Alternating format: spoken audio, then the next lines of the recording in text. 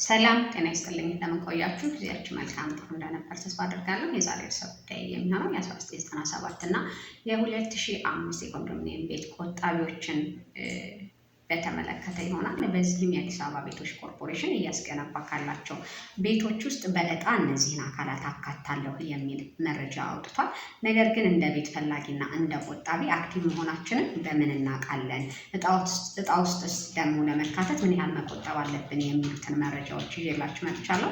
ከዛ ፊት ግን የዩቲዩብ ቻናሌን ላይክ፣ ኮሜንት፣ ሰብስክራይብ በማድረግ ቤተሰብ ትሆኑ ዘንድ ጋብዛለሁ። ይህንም ስለምታደርጉ ክብረት ይስጥልኝ። እንግዲህ ኦልሞስት ከ13 ዓመት በላይ በቁጠባ ላይ ያላችሁ የቤት ፈላጊዎች አላችሁ። ነገር ግን አክቲቭ መሆናችንን ወይንም ደግሞ ሲስተም ላይ መኖራችንና አለመኖራችንን በምን ማረጋገጥ አለብን የሚለው የመጀመሪያው ነገር ምንድን ነው?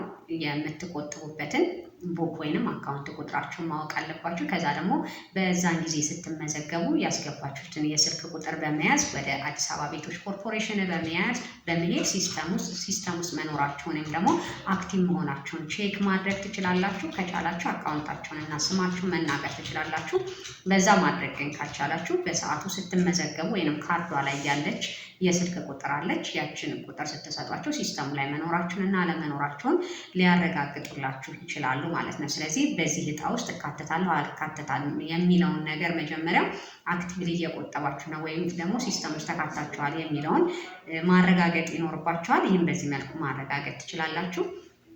ሁለተኛ የሚነሳው ነገር እንግዲህ ምን ያህል ብንቆጥብ ነው በዚህ ዕጣ ውስጥ ልንካተት የምንችል ነው የሚል ነው። እንግዲህ በራሱ የሆነ የተቀመጠ ሊሚት አለ በየወሩ እንድንቆጥብ ከስቱዲዮ ጀምሮ ባለ 1 መኝታ፣ ባለ 2፣ ባለ 3 እያለን ስንሄድ ለ20/80 እና ለ40/60 ፎርማት የተቀመጠ ተመን አለ በየወሩ የሚቆጠብ። ስለዚህ መስራት የሚኖርባችሁ ምንድነው ከ2005 ጀምራችሁ እስከ 2018 ባለው ወይንም ደግሞ ዕጣው እስከሚወጣበት ጊዜ ባለው ውስጥ ሳታጓድሉ መቆጠባችሁን ቼክ ማድረግ ነው። ስለዚህ በየወሩ ያን ከዛ በአመት ምን ያህል ይመጣል የሚለውን አባዝታችሁ እስከዛ ቱ ደ ሚኒመም በዛ መጠበቅ ይኖርባችኋል ማለት ነው። ስለዚህ እንደ አጠቃላይ አሁን የመጣው ሀሳብ ጥሩ የሚባልና ተስፋ ያለው ነገር ነው። ስለዚህ ከዚህ በፊት ቁጠባ ማቆርጣችሁ የነበራችሁ ነገር ግን ያላወጣችሁ ኢንአክቲቭ ያላስደረጋችሁት አክቲቭ ሊኖረው ግን ብሩን ያላስገባችሁ ሰዎች የተወሰነ ያን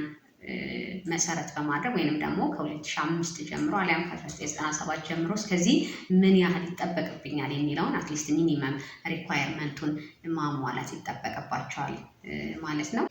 በመጨረሻም የዩቲዩብ ቻናሌን ላይክ፣ ኮሜንት፣ ሰብስክራይብ ማድረጋችሁን አትርሱ። አመሰግናለን።